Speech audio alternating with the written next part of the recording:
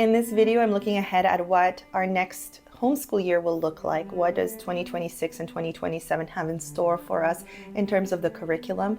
I'm reviewing some options with you and explaining how I'm going ahead choosing the curriculum for our next school year.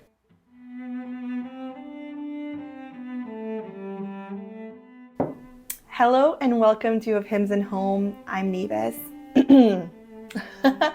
And on this channel, I talk about our home education journey. We have just started our third term of the year, meaning that we're nearing the end of our first year of formal education, which I cannot believe.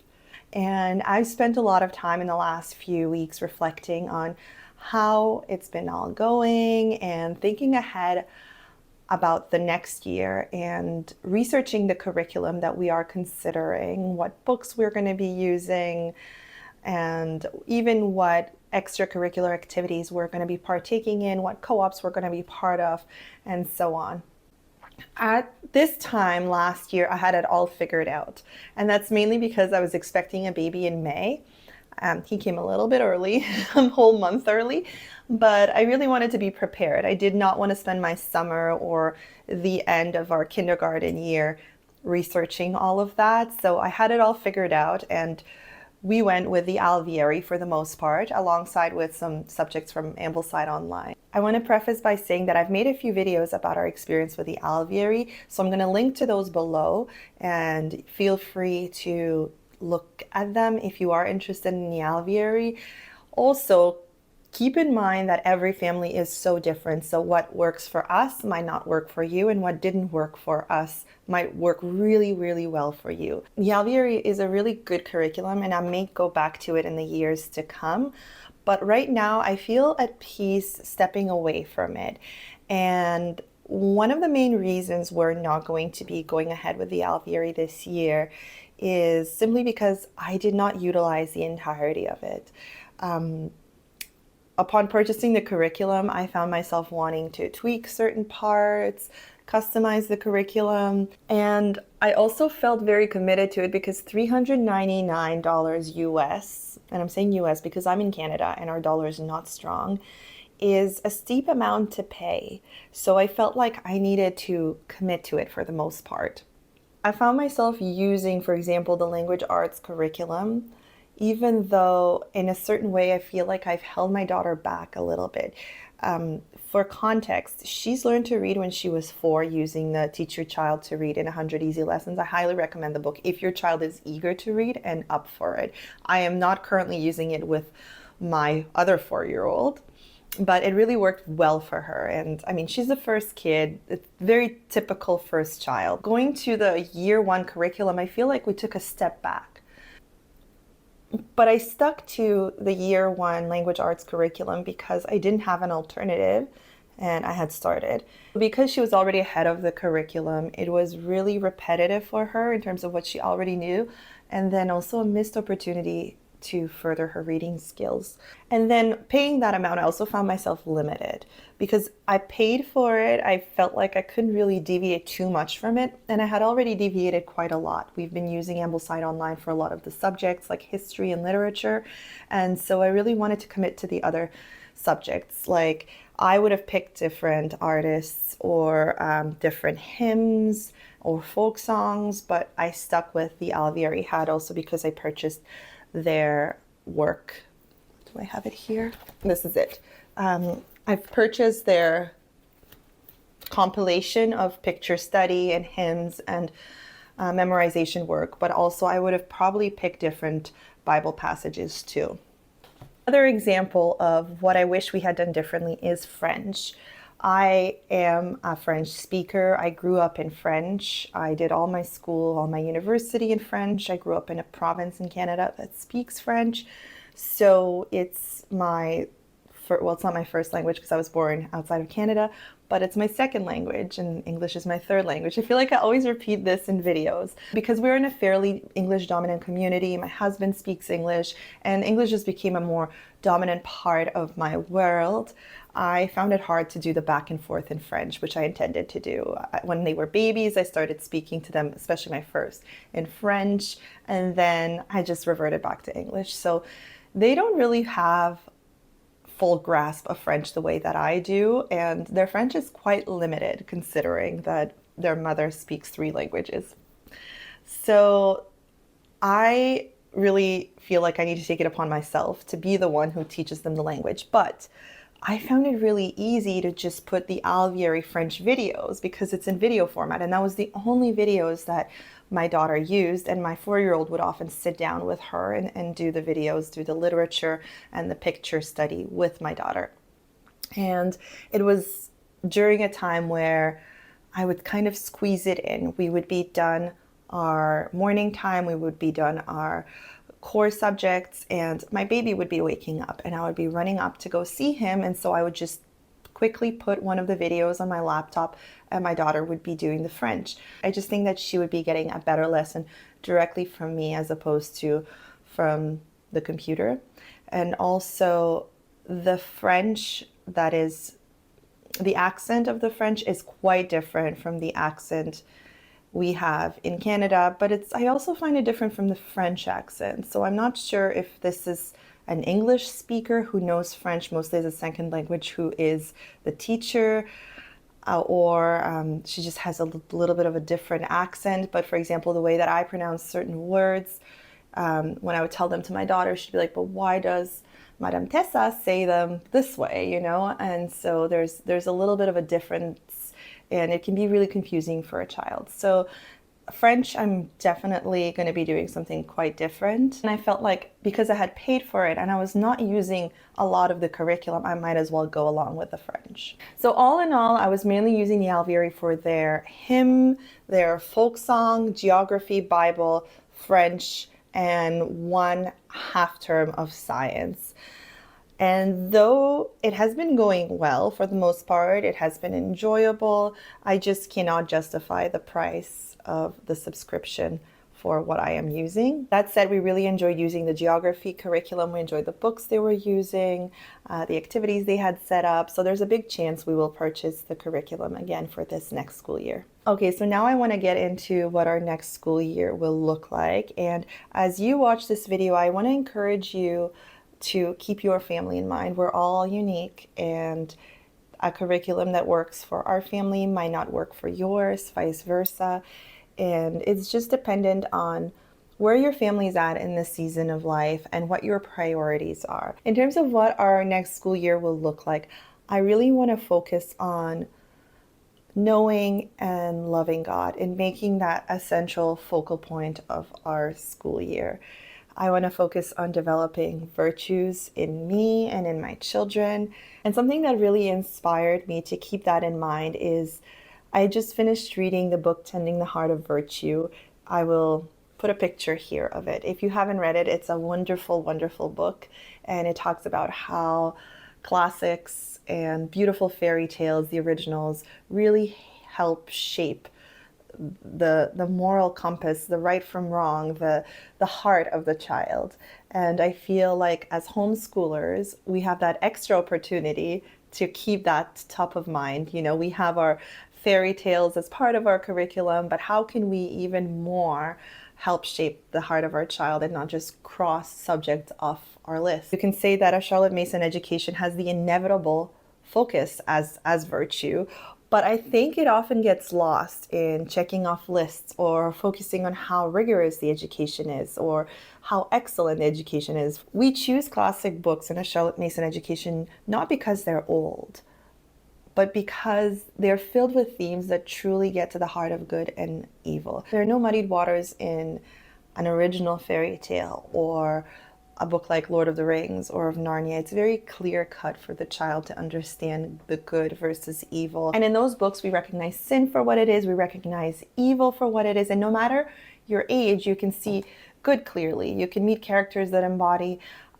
virtues and inspire virtues such as goodness and faith and justice and courage, and so on. And so next school year, I really want to focus on how I can help my children love God more and serve God more and grow in those virtues that we are invited to embody as followers of Christ. So that is what's guiding my quest in the next year's curriculum, as opposed to how can I provide my children an excellent education, which is, again, something we all strive to do.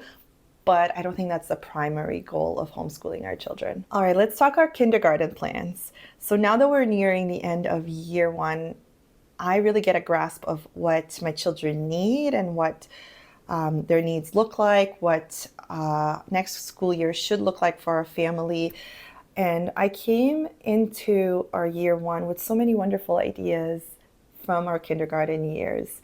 And I completely let go of kindergarten learning, which makes me sad because my eldest is now in grade 1 and she's going into grade 2. But my youngest, she's in what's called junior kindergarten in Canada, so preschool, and she's going into kindergarten in this next year. And there's so many wonderful resources that we have used in the past, but when my 4-year-old was she's not my youngest. I don't know if I said my youngest because I have a baby. But when my 4-year-old was part of our kindergarten education, she was just a toddler. So I don't know how much she remembers of it. And oftentimes I sing songs and she doesn't really know the words to the songs. I really want to resurrect some of the things we did in our kindergarten years. And I made a video about that on my YouTube channel. I will link to it below, but I talked about how to educate preschoolers in a Charlotte Mason method. And I feel like, honestly, I have neglected doing it that way for my 4-year-old now because our formal education took precedence and she was along for the ride. She would sit at the table, she would listen to the fairy tales, she would be part of our folk songs. So she was part of the family culture. And I know my baby, as he grows, he will also just be born into a Charlotte Mason education type of philosophy. But I think there are things for those younger children that we cannot neglect and we cannot put on hold for the sake of just year one. I think, like I said in that video, these years really, really matter. And I'm not saying sit your child down and do lessons with them, but bringing back the focus on them and where they are at in their learning is so valuable and so necessary. So one of those resources I'm thinking about is the Treehouse Schoolhouse nature study. I have the whole 4 seasons and we've done some here and there throughout our kindergarten years previously. It's a wonderful study, honestly, and I don't think that it stops after the kindergarten years. It goes well into the elementary years, and it's one of those things that I've just put back in my binder. And recently my 4-year-old was going through my binder and she saw this study on rainbows, and we were having a pretty stagnant day as part of our homeschool. And she pulled that out, and so I decided to do the lesson on rainbows, and we had so much fun. We set up the sensory activity, we talked about rainbows, read some books, we sang some songs, and it just added so much joy into our homeschool. I think that this past year I was so focused on the seriousness of year one that I feel like I neglected to make room for joy. And I want to integrate more kindergarten learning, more joyful, playful learning as part of our morning time together with all my children, because I think we can have a lot of fun with it. So I will definitely make a separate video about what my kindergarten plans are for the next school year. Let's talk about the overall curriculum for year 2. For my daughter, who will be in year 2, I'm very much still deciding on the curriculum we're going to be using. I don't think that any curriculum is going to perfectly fit our family, but I want it to be something that I can easily adapt for our family needs. And I want it to be filled with rich books and living books, and I want it focused on knowing and loving God. For the overall curriculum, one of my top choices is simply Charlotte Mason. I love everything by Sonia Schaefer. She's guided me in my discovery of a Charlotte Mason method. And in implementing it in my home. She's so knowledgeable, and I'm constantly referencing her videos and her podcasts, and I have no doubt that their curriculum stays true to the method itself in terms of the book choices. I've seen so many beautiful books because they list them on their website, and the schedule and the lesson plans. If I purchase the lesson plans, it gives me that open and go vibe I got from the Alveary. And I've heard from people it's very simple to implement, and I love the structure that I would get from it. I love the books they've selected, but my big maybe here is, again, I would feel limited to using the curriculum because I have purchased it. So I don't want to serve a curriculum. I want the curriculum to serve us. I want to be able to choose. I want to be able to adapt because that's who I am at the core. So the financial commitment is really what's holding me back from saying yes to it. Now, another curriculum that's been getting quite a lot of traction in the Charlotte Mason and classical circles is The Children's Tradition by Amanda Foss. If you're unfamiliar with it, the curriculum marries Charlotte Mason ideas along with the classical tradition, and this is not the neoclassical education that uses trivium-based education. The curriculum uses the 1,000 good books that was curated by John Sr. as the core of its curriculum. And I have been watching Amanda's YouTube videos very diligently. I love how she presents the poetic mode of learning. I love that every time she speaks, God is at the front and center of the educational experience behind a children's tradition. A lot of our Charlotte Mason homeschoolers are striving for a poetic mode of learning. We just didn't put the words to it. I didn't really know that that was a thing, but now I'm discovering what's behind it and how to make it work. So God being at the front and center, that's so important, obviously, for us. I think the way that the curriculum is designed, it may be very helpful in our home, in centering our home around Christ, rather than simply checking off subjects, because it is not designed by subjects, but rather by streams of knowledge. So knowledge of God, knowledge of men, and knowledge of the world. I love the idea that the curriculum feels almost like a liturgical rhythm to the day, the idea of a benediction table and starting the day in prayer. It's all things that are very, very appealing to me. But I do want to be realistic about our family. I have small children. I have who's a second grader, a kindergartner, and then I'm going to have a 1-year-old boy. So I'm in a busy season of tending to little hearts. And I don't know if we can give our all to a curriculum that is as rigorous as I've heard it is. I've heard some of the books can be challenging. It can be quite a lot to go through. So I love everything. I love the idea of the curriculum, but I wonder if this is something that I should hold off on until my children are a little bit older, and then it's a little bit easier to go through it. So another curriculum that has been recommended to me through a Charlotte Mason Facebook group is called the Charlotte Mason Cottage. And this is a curriculum that most of you will most likely have never heard of. It was created and made available for free on her Facebook group by a lady named Kirsten Crawford Turner. And it is a brand new curriculum. I'm very much unfamiliar with it, but I have been browsing her files and I have a curiosity towards it. She has a very easy way to implement the loop schedules. I like what I read in terms of how we approach Bible time. I'm going to read you what it says in the curriculum just because I feel like I can't quite speak on it. Welcome to the Charlotte Mason Cottage curriculum. You found your way to the Charlotte Mason Cottage curriculum, a place set like a table where books and beauty are gathered to nourish the hearts of children and mothers alike. This is my 17th year of homeschooling, not counting the early preschool years, and I'm going to skip here. Charlotte Mason curriculum is built around a daily rhythm meant to be lived as a family. Across all 4 forms, the structure of the day will remain the same.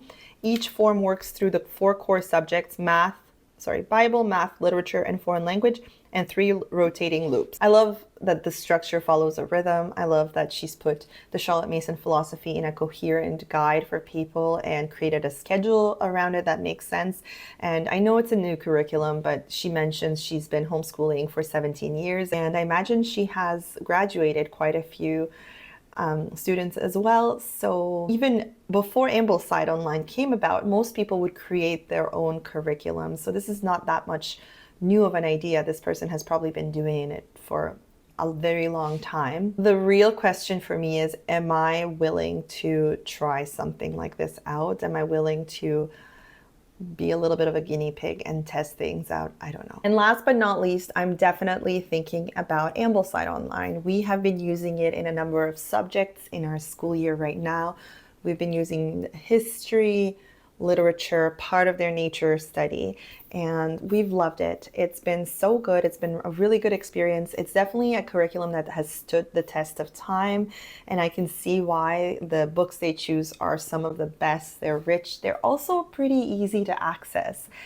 And it's free, so you can't go wrong. And for me, I can adapt and choose from other curriculums as I need for our family. I love their literature choices, and Ambleside Online can seem daunting when you first go on the website. I think it took me quite a long time to get acquainted to it before we started homeschooling. You know, I was constantly referencing it and browsing it, and it can seem so complicated, but it's actually really simple. And I find it more simple than some of the pre-made curriculums that give you everything. And I use their way of scheduling things as well, and it just simplifies my life. So I really love Ambleside Online, and there's a strong chance we're going to be using it. But again, I'm weighing all my options. And very quickly, I want to get into some of the individual subjects. So for language arts, I was using the Alveary, as I mentioned, and that's going to be changing. Honestly, I'm a little confused where I go from here. I don't want to hold my daughter back. I'm considering going back to the Good and the Beautiful curriculum, which we did in the kindergarten. It's quite rich. There's a lot of extras as part of it, like memorization work, which we don't really need. And that was my problem with the curriculum, because we do memory work in other ways. And I don't want that to eat up the time we spend on language arts in terms of reading and copy work. Part of me feels like just creating my own reading schedule for her that's adapted to her, and continuing with copying and copy work, and maybe introducing cursive. If you have any recommendations of a rigorous curriculum for children who know how to read pretty well in year 2, because she is reading ahead of year 2, please let me know below. I feel like I need to research that a whole lot more. In terms of math, we've used Mammoth Math, and my daughter has loved working with it for the most part. She's worked with it independently. I do think I prefer the way that the Good and the Beautiful is designed, in terms of that it spirals the concepts and revisits them. And so I am undecided between Mammoth Math and going back to the Good and the Beautiful, which again we've used in kindergarten. Nature study, it has been such a big part of our learning experience over the kindergarten years and over year 1. So in year 2, I definitely want to continue that whole nature study, nature lore, spending time outdoors, knowing and loving the world of God. And I used to run a nature-based co-op until very recently, and we learn lots together. My children, they're also at forest schools, so even now, even if we don't have a co-op, we do a lot of nature learning, nature journal. We've been using the Christian Liberty Nature Reader. We've been using the Bridges Bird Book to learn about birds. And in year 2, I'm still debating what we're going to do. I think we're going to use the Ambleside Online recommendations, and whatever I do, I know that I want to spend more time as a teacher going through this little Bible of nature study, the Handbook of Nature Study by Anna Botsford Comstock. I want to prepare ahead of time and read through the sections that we are learning about and come prepared with more knowledge, because honestly, I haven't been doing it. Every now and then I try to read through it a little bit before a lesson, but I want to really take the time to come more prepared.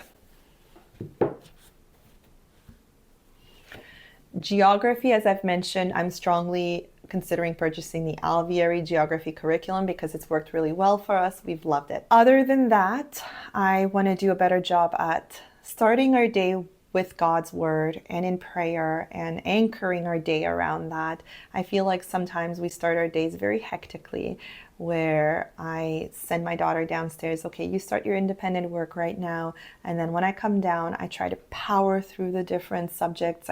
It's short lessons, so it's easy to do that. But then in doing that, we are more focused on checking things off a list. And that's where I love the TCT's idea of a benediction table and the structure of their curriculum. So all in all, I have a lot to think about. I have a lot to figure out. And when I do, I will make a separate video to tell you all about our curriculum choices.